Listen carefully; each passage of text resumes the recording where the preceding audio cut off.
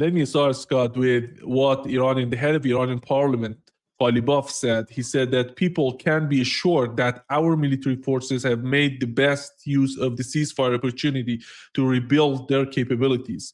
The enemy's covert and overt movements indicate that they are seeking a new round of war. What is your assessment of what's going on? Because Iran, it seems that they're prepared to, for the new round of war. And what is your understanding of the forces in the region, the way that Donald Trump is talking about it? I don't know if we can get anything from Donald Trump, but it seems that the Iranians are somehow, they're feeling that the war is coming, and that's why he's talking this way. Your understanding? I mean, I don't know the information they're looking at, so it's hard to be able to say, oh, I agree or I disagree. They made a conclusion. Look, Iran has every right to believe that they're vulnerable to attack because they've been betrayed so many times in the past, and they aren't likely to put much credence. But if I were able to talk to this individual, and he was willing to talk to me, I would ask the following questions. In 37 days, how many targets did American and Israeli bombs strike in Iran? And he'll give me a number, 25,000. Okay. Now, let's just break it down from a defense industrial capacity. How much damage was done to the Iraqi ballistic missile production capabilities? Bradley Cooper saying that he destroyed 87% of your ballistic missile production capability. Is this an accurate assessment? No, it's not. We're doing this, that, and the other thing. So what you're saying is that the bombing campaign did not succeed in retarding Iran's capabilities. That's what I'm saying. Okay. And then we can just go on and on and on. What real damage has been done? What percentage of the buildings struck by the United States were empty buildings or politically motivated buildings that had no impact? And the point I'm trying to get at is when we look at the real impact of what America did to Iran in terms of, we sunk, ships. Iran wasn't a blue water navy to begin with, so we sank ships that, doesn't change the fact that Iran still controls the Strait of Hormuz and will continue and always will control the Strait of Hormuz. So the point I would make to him is that in 37 days, we didn't do anything to you. We killed some people, a lot of people. We killed some important people, but we didn't change your regime. We didn't interrupt your ballistic missile production capability. We didn't have any meaningful impact on your nuclear program. We didn't secure the Strait of Hormuz. We didn't accomplish anything. And so now, Mr. Speaker, I would just ask, what makes you think we can accomplish something this time around? I mean, what are you afraid of? Are you afraid that we're going to repeat what we did before? Why? You won. I mean, it's a pain in the neck. Things go boom, people die, but why would America repeat that? What's your assessment of America? We depleted our long-range strike weapons. You apparently have some intelligence.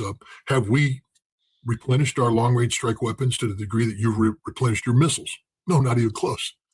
So how many days do you assess America to be able to sustain a campaign similar to the one that they did for 37 days? Less than a week, right? Yeah. What about their ability to intercept your missiles? When does that run out? 3 to 4 days, right? And how long can you cycle through? I just read something where people are claiming that you can salvo hundreds of missiles a day, every hour, 24 hours a day, 7 days a week for a sustained period of time, striking all the targets. Is this an accurate statement, or are you just playing a Donald Trump here and saying things that aren't real? No, it's an accurate statement. So again, I ask, why do you think they would go to war with you? You've publicly stated that if you're attacked, especially your energy infrastructure, that you're going to immediately, in this 24/7 campaign, target the energy production facilities of the Gulf Arab nations, including desalination plants, that the United Arab Emirates will return to the Bedouin, I think somebody said. Is this an accurate statement? Yeah. And what's your assessment of their ability to defend against this? None, right? Yeah. So again, why do you think they're going to attack? Why? What? I mean, this is my question. I mean, I understand what they're saying. They have every right to be prepared for an attack, but why do they think they're going to attack? Because to attack to what end? What objectives are being sought? And what's the risk gain calculation that's being done on the part of those who would want to attack? And I would make the counter argument that Donald Trump can't attack because the Gulf Arab states won't let him attack. One exception might be the United Arab Emirates, but according to Donald Trump, they were on the phone too, because maybe the light bulb's gone off over their pro-Israeli head that the Israelis can't protect them from the Iranians and that Iran will terminate their existence as a modern nation state. These calls didn't happen an hour before Donald Trump was going to give. Donald Trump was never going to give that order. Never going to give that order. And anybody who knows anything about modern air war and the sequencing of events that have to go in place to carry out an air campaign, this isn't something you stop 1 hour before bombs go down. This is something that gets stopped early on in the implementation cycle. The decision not to bomb Iran was made days ago, not an hour before the attack. And so you have to ask yourself, why did Donald Trump do this? Because he's manipulating the markets. I mean, literally, he's in there. He called the American economy a casino, and he's out there playing the game. And so are people around him. His truth social media postings are designed to generate market impact that positively favors those who made the appropriate betting, knowing this social media post was coming out, when it was coming out, and what it was going to say. So my counter is that everything that's going on has nothing to do with positioning the United States or Israel to gain some sort of political or military advantage over Iran by continuing the conflict.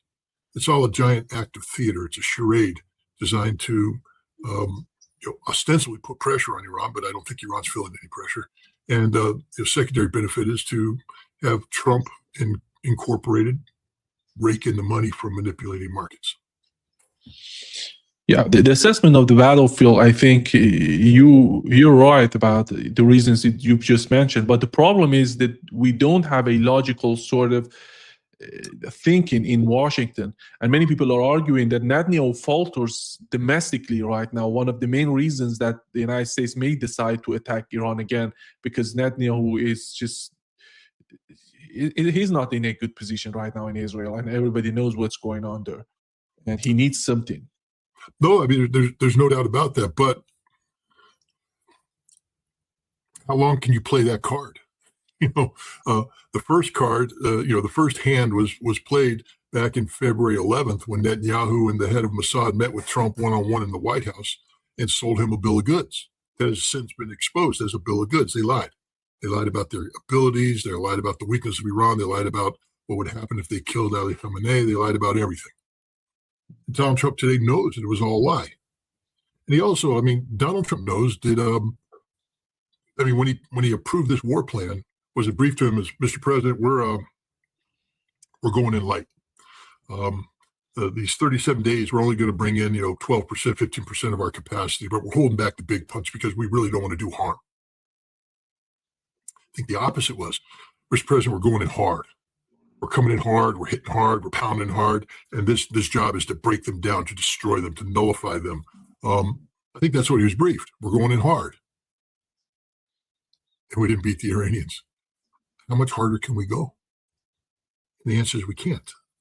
So, I agree that there's not too much rationality out of Washington, D.C., but there has to be a little bit of sanity left where people who are able to look at hard fact and say, no, that's not going to fly. I think Israel, the polls don't lie. 60% of Americans have become, disenchanted with the U.S.-Israeli relationship, and there's growing anti-Israeli sentiment, which is why Benjamin Netanyahu, in yet another act of desperation, talked about cutting off financial ties with the United States. He understands the direction the wind's blowing, that the Zionist enterprise isn't going to be survivable or sustainable for much longer amongst the American people because Israel's not our friend, never has been our friend, always has been our enemy, and that's being exposed as such. And so Israel's making a new friend, the United Arab Emirates.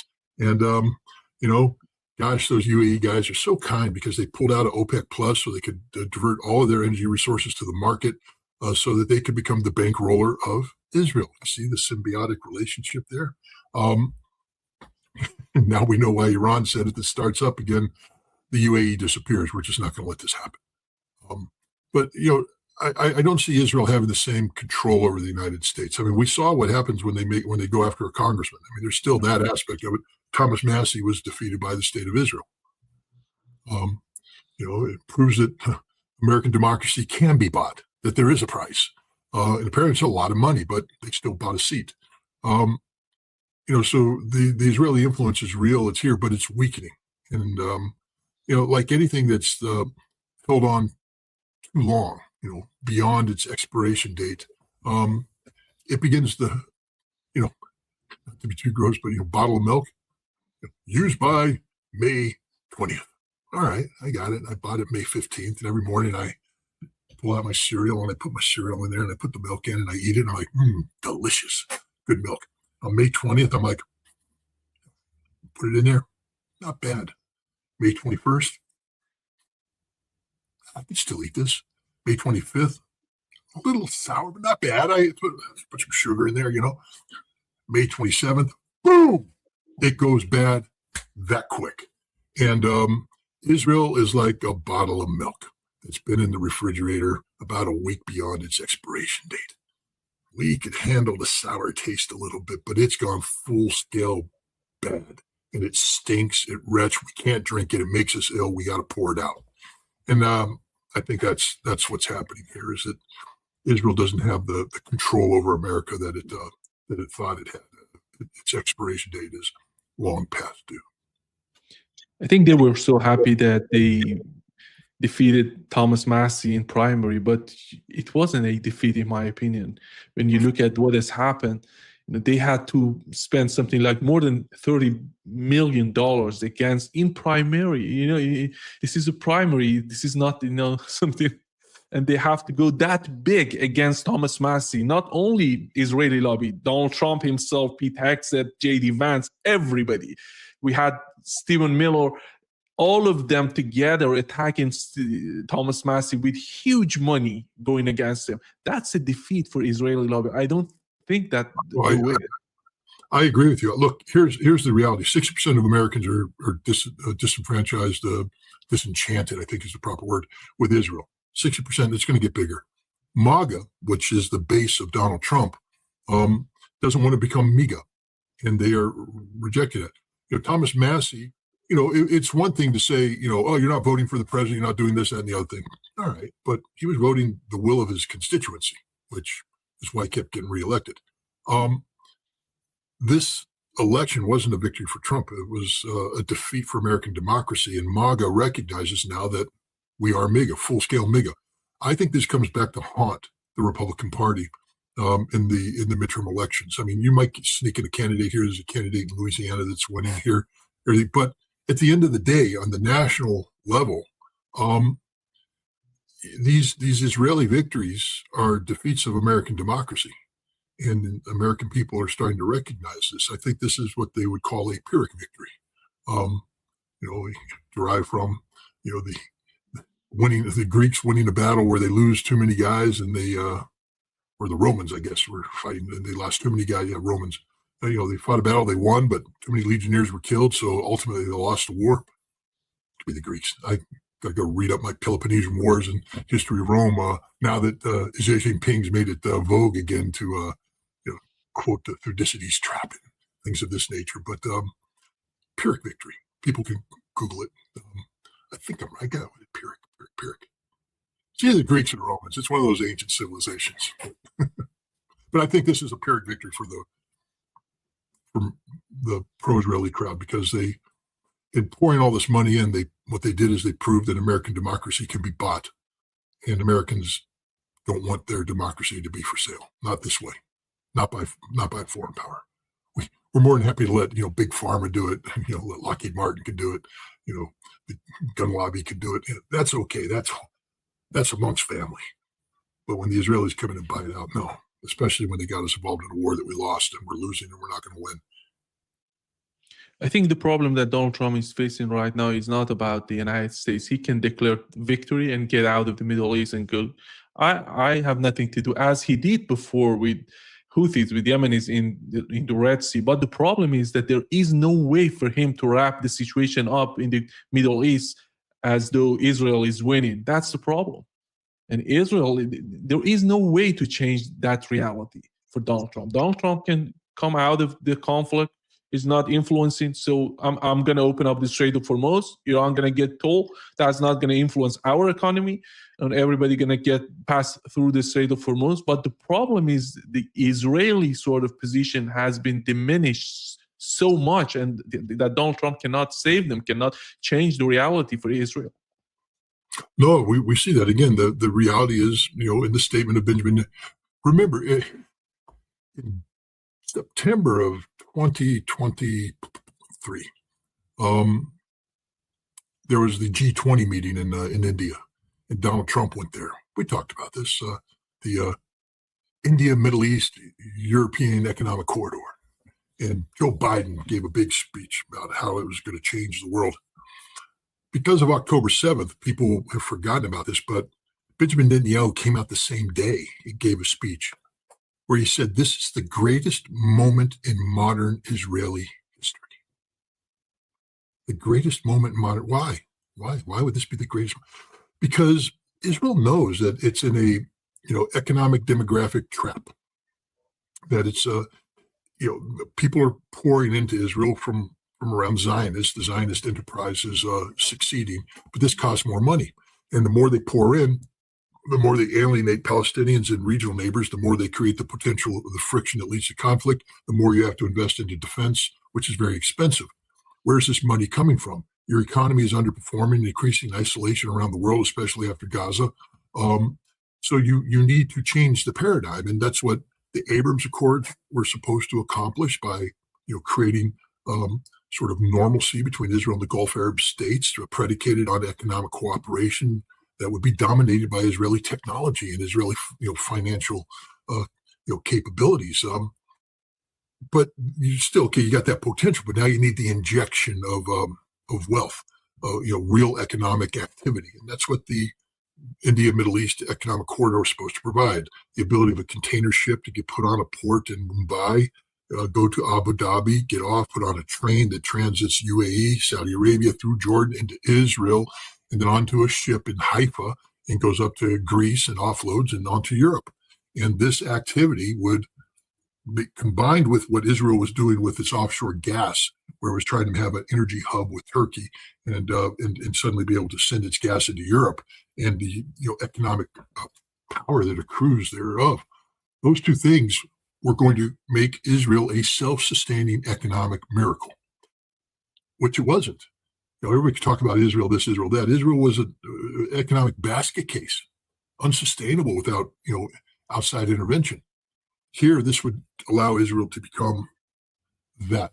This is what made Netanyahu so happy. But today, the Abrams Accords are dead. No Gulf Arab state, except the Arab Emirates, apparently, is willing to do that. The economic corridor is dead in the water. But I mean, they're breathing life into it now because of the UAE. But the fact is, Saudi Arabia isn't going to do business with Israel as long as Israel's doing what it did with Panama. The other thing is, Israel is no longer the economic miracle that everybody thought it was. It's been subjected to blockades by the Houthi. It's been subjected to massive infrastructure attack by Iran. And it's been subjected to increased diplomatic and economic isolation as the world wakes up to what a horrific entity the state of Israel is. It's genocidal, murderous, baby-killing, prisoner-raping society. And people are rejecting it. And so Netanyahu's desperate right now. He's in trouble. Israel is collapsing. And the United States isn't going to sustain Israel forever. We're losing it. We're losing support. And the United Arab Emirates, it's a joke. I mean, I feel sorry for the people that live there, but this is just an absolute tragic joke. The direction they're taking, the decisions they're making are purely suicidal. And you'd think that these people would be smart enough to understand that that's it, but they've cast their die. They're in all the way with Israel. At least that's the way things stand now. Maybe a phone call to Trump to stop the war might have been a dose of reality. But there we are. How do you find the non-aggression pact and what Russia and China are trying to do together with Iran? It seems to me, because Saudi Arabia was asking for non-aggression pact. I haven't heard anything from Iranian side, but it seems something going on with the negotiations between, as I've mentioned, Russia, China, and Iran, and the whole concept of the Middle East, which is so important, by the way, for two projects, North-South Corridor and Belt and Road initiatives, which are of paramount importance for China and Russia. First of all, non-aggression pact won't work if the United States isn't out of the Middle East.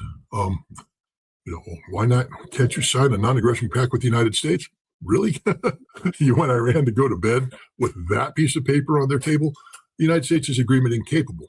What needs to happen, though, is that Iran needs to have non-aggression pacts with the totality of the region, Saudi Arabia included, and the Saudis are taking.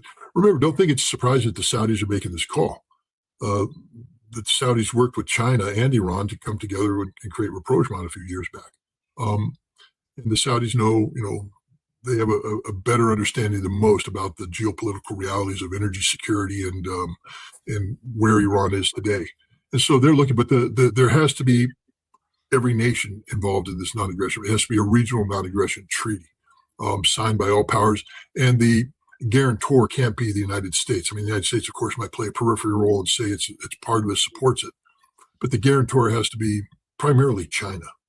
In the economic, if you want to do business with China, you have to sign this non-aggression pact, something of that nature. It won't be that blunt because it doesn't work that way. But I think having the Chinese and the Russians work this is a good deal.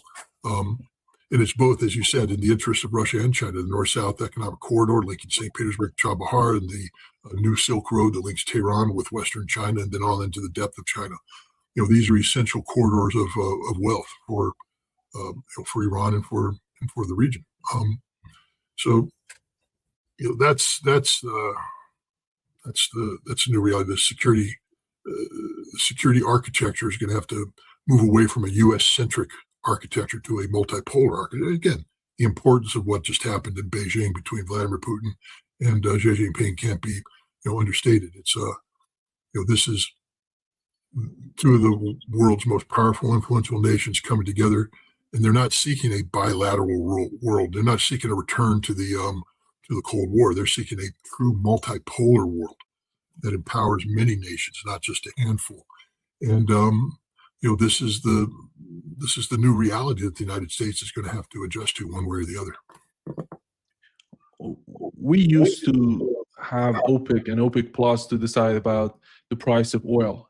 Do you think we have a new alternative in the market, which is the Strait of Hormuz? Because the flow of tankers through the Strait of Hormuz can change the price of oil, in my opinion, in a long run. Yeah, but that's from a practical standpoint, in terms of outcomes, sure. Look, we used to have Aramco, the American Arab oil company, the Arab American oil company, and they basically overproduced Saudi oil production infrastructure. I forget the numbers. At 12.5 million at one point in time was maximum production, but they were only producing at 9 million. Why? Why have over? Because that's very expensive to have all this infrastructure that you're not using. And the answer is because when the United States needs more oil on the market, the Saudis can increase. You don't have to wait. They've got it right there. Just turn it on, out it comes, go. And then when we tighten it up a little bit, the Saudis do it. And we had that relationship that said, we will guarantee your security. In exchange, you help be our market control mechanism. In theory, Iran could do the same thing through the Strait of Hormuz. Constrict, release, constrict. The difference is they're constricting shipments that aren't their own. In Saudi Arabia with Aramco, you're turning on Saudi oil pipes, which are connected to Saudi oil fields and all that.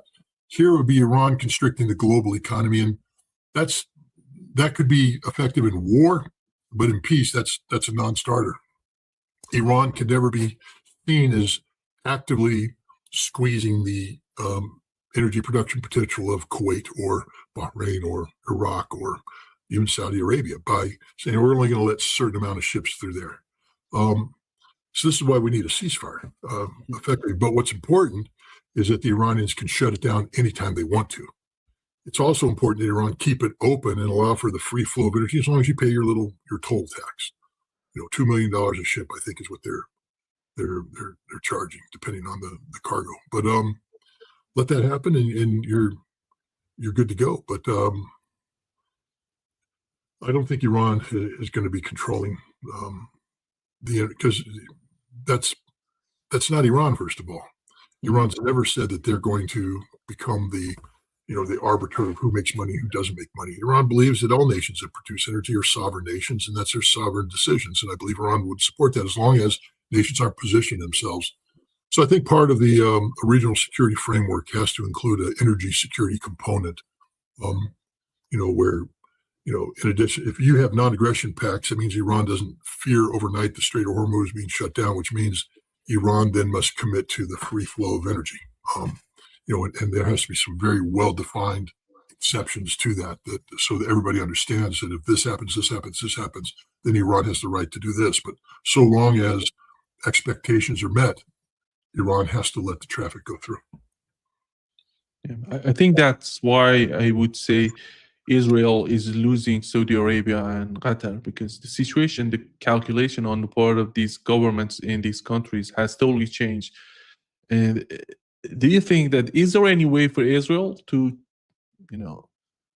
do something about it, or to reverse what's going on with the case of Iran? Because Saudi Arabia and Qatar are, I would say, so much dependent on Iran right now. It doesn't matter if they're going to rebuild or they're going to build new pipeline, but they're not going to get everything out of their countries by these pipelines. They're going to be dependent on the Strait of Hormuz, not only when it comes to the Strait. We have the internet cables that many people are talking about that in Iran right now. Yeah. I remember in the 1990s, I had a conversation with the Israelis about the growing threat of Hamas. When I was traveling to Israel from 1994 through 1998, every time I went to Israel, there was a terrorist attack, a Hamas terrorist attack that killed people, blowing up the Gulf bus, blowing up a restaurant, blowing up this, blowing up that, blowing everything. Some of it happened right next door to me. I could hear the explosions. One blew up a restaurant. I had lunch at the day before the graves go by. I mean, it was and